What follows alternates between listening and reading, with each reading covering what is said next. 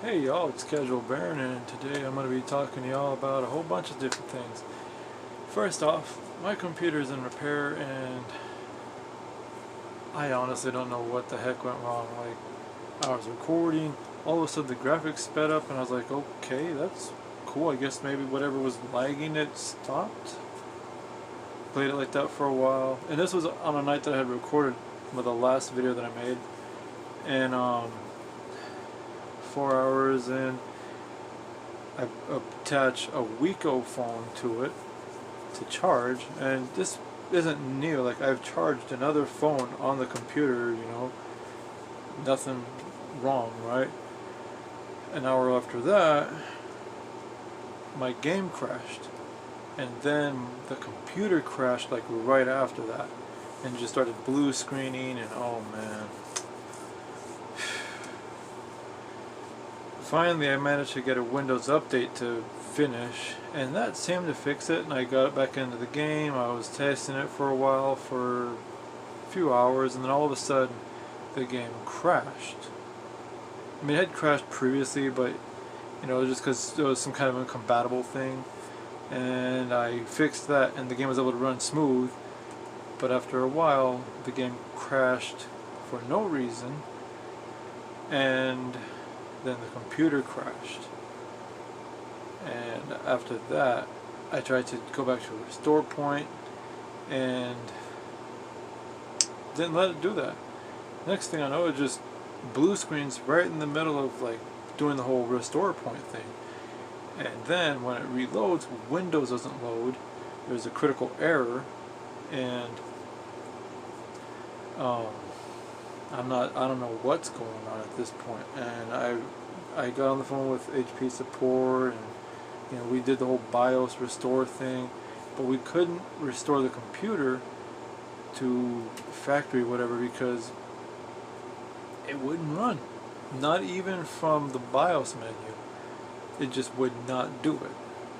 So mailed it in, and apparently something went really wrong with it, because I'm not going to see that thing for a month. A little bit sad about that, but at least I'm going to eventually be able to make proper gaming videos, so that's awesome. Now, on to the main event. I have played a wide variety of games, and mostly within the RPG genre, but some like here and there outliers. Like back on GameCube I played James Bond, Agent Under Fire, and Nightfire. And Agent Under Fire was a lot of fun because you get the rocket launcher, and if you have the settings where you don't blow yourself up or you don't blow up your friend, then you can shoot the rocket and fly way up in the air. Or you could just turn on the ability to kill yourself, and eventually you just blow yourself up. And me and my friend were just beating the tar out of the bots, and so somehow we discovered that you can launch yourself into the sky with the rocket launchers, and we had a blast with that. Later on I got James Bond Nightfire, and I played that a lot with my mom, and well, I was a little shit on there sometimes. I was really accurate, really good at just like even the highest difficulty bots. I just bing from the other side of the map. And my favorite thing on that game was the remote control little helicopters. Man, that was fun. Flying them into the little house, going around, because the bots didn't shoot them. They were too dumb to do that, right? So you could just fly in there and then sometimes if I had my mom on the team, I'd be sneaking through the building trying to find her, or my brother or my sister, just like, where are you hiding? Next thing I know, my helicopter smash, and then James Bond from behind just golden gun. But those kind of games are a lot of fun. FPS, first person shooters. I've also played 7 Days to Die, and that's a really good game. And Conan Exiles, it's good in terms of there's nothing game breaking really. I mean, there's some small problems, but there's nothing that completely breaks the game where you can't possibly progress or you get so far and then you find out you've got to restart. Not like with Fallout 4, where you could accidentally kill someone who's important, not know it, down the road you can't get any further because oops, you killed them. Oops. Now you can't get this because they're dead, or you can't do that because you did that.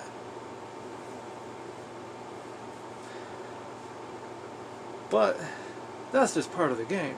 The part where it's a bug and breaks is the part where, like for example, the power armor, sometimes that'll glitch out, or certain NPCs and just a bunch of stuff. Sometimes a whole settlement will break, and it's times like that where you learn to really appreciate mod makers, like for example the Sim Settlements mod maker, who if you use their mod you can actually repair a settlement. I mean, you might totally bulldoze the thing, but at least then you can go back over there and rebuild and not be banned from your own settlement. How dare you even look at it. But then there's the Diablo series. See, Diablo 1 was great, and the combat system was actually one of the best out there in my opinion. Why? Because it's so simple, but it's so in depth that you actually had a form of PvP that wasn't just outright imbalanced. I mean, yes, of course there was fireballs, sorcerers, but you could just kind of like bob and weave if you knew how to do it, and then, you know, get them locked in that King's Sword of Haste. Goodbye, wizard, or sorcerer, sorry, mage. But Diablo 2 comes along, and that one's a little more balanced. The numbers are bigger, but the system is still pretty good. And I absolutely loved the minion mancers, you know, the necromancer with your bone minions. I always went with melee skeletons and amp damage, and that was my favorite thing to do. And even things that are physical immune, if you just drop an amp damage on their head, they're done. And I didn't care for Decrepify, because Decrepify is a minus 50% to their physical resistance, and it slows them down, but amp damage is minus 100%, and if I've got a prayer merc, I don't need to worry about this guy pounding on my minions. I guess Decrepify was really only useful if you were going to do Ubers and you run the specific build, but I was just out there. I could do Hell Bale and I was fine. But along comes Diablo 3. Now at first I thought Diablo 3 was awesome. I had a lot of fun. But then I get to the point where you're just trying to do increasing amounts of damage for the increasing amounts of health that enemies have, and at a certain point it's just like, why are these numbers so big? I'm doing 1 billion damage or more, and this thing's got like 1 trillion health. What's even the point of that? That just seems so stupid. All you have done is made it possible to hit numbers lower than 1. But you've made it possible to hit numbers way lower than 1, but just teeny tiny little hair bigger than 0. It's just so stupid. It's like, look, a monster with 1 million health is a lot of health. That's a boss, and that's a lot of health. You don't need to have more than that. Like you there's such a mechanic as, you know, maybe your weapons don't hit for hundreds of thousands of damage. You know, there might be a roof somewhere. In Diablo 3 there's no roof. You just keep going, and you know, there's always a new build coming. Oh, now you can do 1 trillion damage. You can just look at the enemy and they vaporize. It's like, I just want to get out with my witch doctor and my little pygmy army and my undead dogs and my golems and do things and have fun. I don't want to worry about doing millions upon millions upon... Wait. that's not even enough damage. They're going to be doing billions and trillions and just insane amounts. You can't do that with a minion build. It's just not possible to do billions of damage. That's Diablo 3, and that's why I don't really play it anymore. I don't like big numbers. I like things to be kept simple. It's like you can have a simple system and still create difficulty. I mean, look at Guild Wars, for example. Guild Wars, you're not doing hundreds of thousands of damage. You're not doing billions of damage. Shit. I'm stuck outside Durheim Archives trying to figure out how in the world am I going to get rid of this Warmaker guy's group. I'm in hard mode, and there's 2 Seers, there's 2 Earth, okay, the Wardens of Spirit, and there's 2 Wardens of Earth, and those guys are just melting my team. Just absolutely melting them. And I'm like, okay, well, I'll put Mantra of Earth on everyone. I think the Wardens of Tree or Forest or whatever are knocking off the stances. I haven't looked at their builds. I think they have Wild Blow though. Wild Blow? I don't know. Something. Anyway, it's just an overpowered group because, okay, they got the 4 casters, right? But then they've got 4 warriors, and then they've got the Seasons guy who's making my Spirit Spammer completely useless. And what else did they have? Well, yeah, and like a couple of archers. And I just get over there, and I'm just scratching my head at this one. Like the Necromancer on this side, I can make a team and get rid of him no problem. I get over to the other side where the Warmaker dude is at, and the Assassin, if you get too far in there, he spawns, but he's nothing to worry about. It's the Warriors group that's very unique to anything else that I've ever battled in that game. Like, I just finished doing Vanquishing on my Warrior because I didn't finish it from years ago, so I just went back and finished it, and I beat the tar out of Nightfall, and I come back with on my ritual list because I was with my Warrior, my Warrior using Spirit Spamming build, and he took care of Nightfall and everything else. Like, I was just finishing off Nightfall. I finished that. I'm like, okay, let's have some fun. Get on my ritual list. Then I thought I was going to change Kurzik faction for Balthazar faction because there's no PvP going on anymore. I'm not going to get Balthazar faction, that's what I'm saying. And so then I'm like, okay, well, let's go have some fun. I'm going to go vanquish a few things.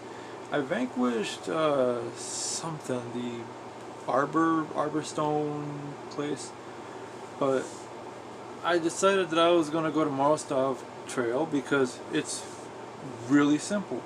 I started from Unwaking Waters and I just destroyed everything in my path until I got there. And then I was like, screw this, and I ran into Durheim, and I'm now in the process of trying to create a team composition that's going to be able to handle those guys, but I've spent 2 days trying to figure this out. And then I'm like looking back like, man, how in the world did I vanquish this place on my Warrior? Because he vanquished all the factions. How did I do this the first time around? What did I do? What was so special?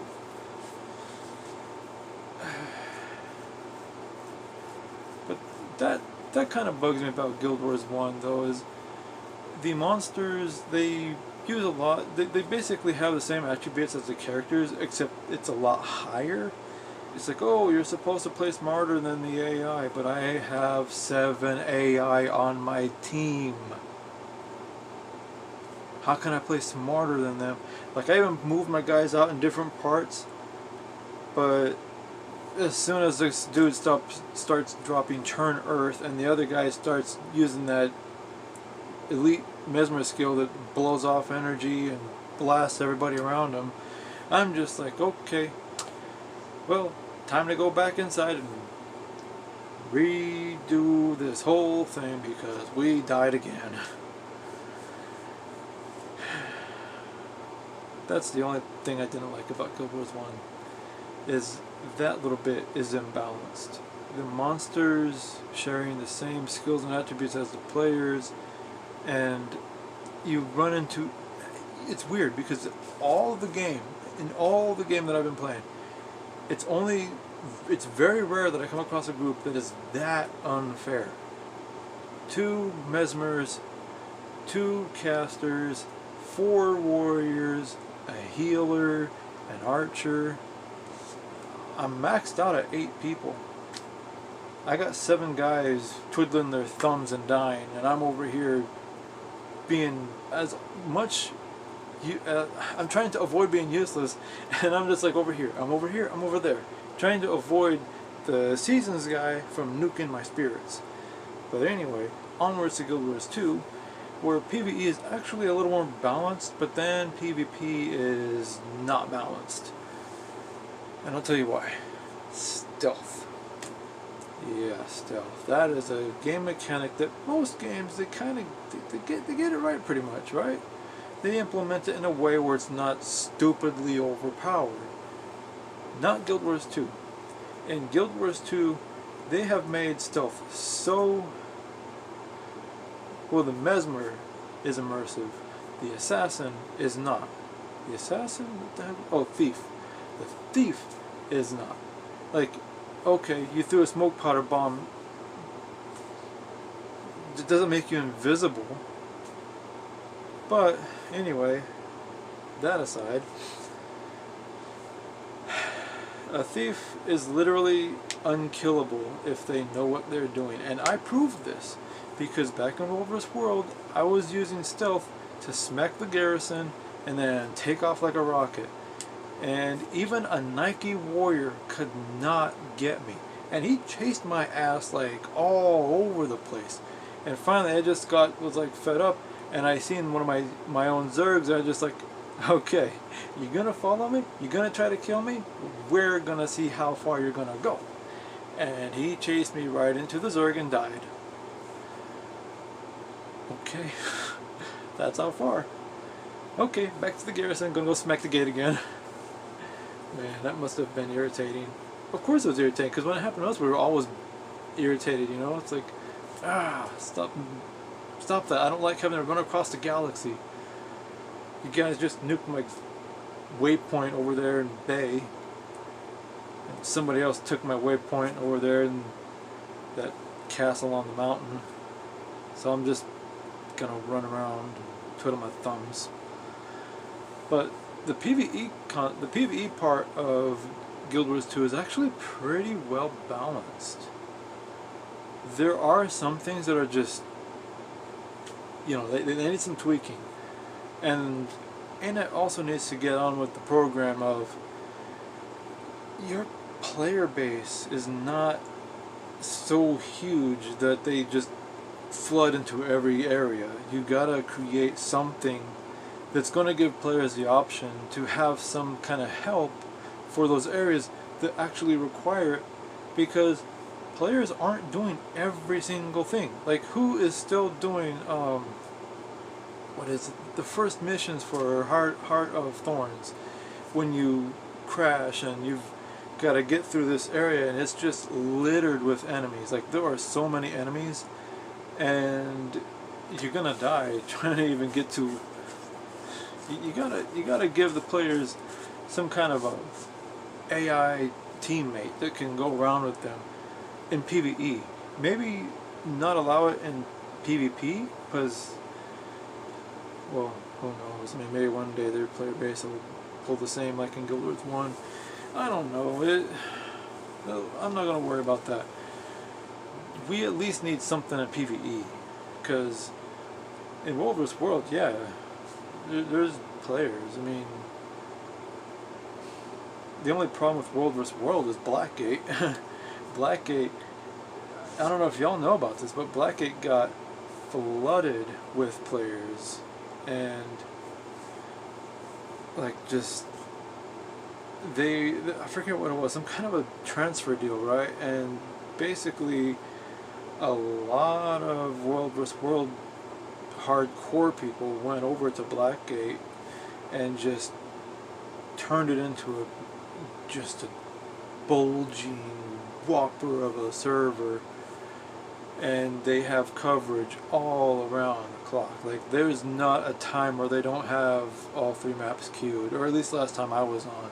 I don't know how it's going now. I mean, by now things have changed, who knows. But yeah, so Conan Exiles is actually one of the best games. It just needs to have its story worked on, it needs some fine-tuning, but all in all, it's a really good game, especially the combat. Like, the combat mechanics are simple, but they're easy to understand, and it's, you know, it's not like overly it's not overly flashy. You know, they haven't made it where the Rhino King has 1,000,000 health, and if you can't do at least 100,000 damage, you're gonna spend your whole life over there. You know, it's like, okay. It's good that they don't have these humongous numbers. Yeah, there's a few bosses that have like 10,000 or 20,000 health, or 70,000, 100,000. I think the highest amount of health on a boss is like 150,000. Not sure, but I haven't played a more balanced game than Conan Exiles, as far as I can remember. Nox was a good game too. Nox by Westwood. It was ahead of its time though, and then EA bought it out, and then they kind of just shelved it. The community maintains the multiplayer. You know, Nox has a good group of people keeping it up. EA is just holding on to the license. That's all they're doing. But anyway, that's it for now. Night and day, y'all make it great. I'll see y'all in the next video, and yeah, maybe I'll just blab some more about games. It seems to be something I like to talk about. Alright, see y'all around.